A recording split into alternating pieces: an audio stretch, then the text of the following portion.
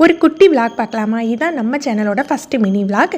Sunday evening அன்றைக்கி நைட்டுக்கு வந்து பரோட்டா சால்னா தான் பிளான் பண்ணியிருந்தேன். கெஸ்ட்டு வரதுனால கொஞ்சம் கிறிஸ்பி சிக்கன் பண்ணிடலான்னு சொல்லிட்டு சிக்கனில் ஸ்பைசஸ்லாம் போட்டுட்டு கார்ன்ஃப்ளெக்ஸை 1-2 பொடி பண்ணி அதில் பரட்டி எடுத்து வச்சுருக்கேன்.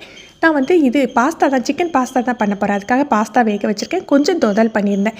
இன்ஸ்டண்ட்டாக என்ன டெசர்ட் பண்ணலாம் அப்படிங்கிற வீட்டில் ஸ்ட்ராபெரி தான் இருந்தது. ஸ்ட்ராபெரி ஸ்மூத்தி அதுக்கு ஸ்ட்ராபெரியை கண்டென்ஸ்டு மில்க்கு கொஞ்சம் புளிப்பில்லாத தயிர் சேர்த்து மிக்சியில் பீட் பண்ணி எடுத்துகிட்டு அதில் பொடியாக கட் பண்ண ஸ்ட்ராபெரி போட்டு நம்ம டெசர்ட் மாதிரி ஃப்ரிட்ஜில் செட் பண்ண வச்சிடலாம். கொஞ்சம் போன்லெஸ் சிக்கன் வந்து நான் மிளகாய் தூள் உப்பு போட்டு வேக வச்சுருக்கேன். இன்றைக்கி வந்து சிக்கன் பாஸ்தா தான் பண்ண போகிறோம். தக்காளி போடுறதுக்கு பதிலாக நான் டொமேட்டோ பேஸ்ட் சேர்த்துக்கிறேன். கார்லிக் போட்டிருக்கேன். ஆல்ரெடி கார்லிக் வெங்காயம் போட்டு டொமேட்டோ பேஸ்ட் நம்ம வேக வச்ச சிக்கன் எல்லாத்தையும் போட்டு டோஸ்ட் பண்ணியாச்சு.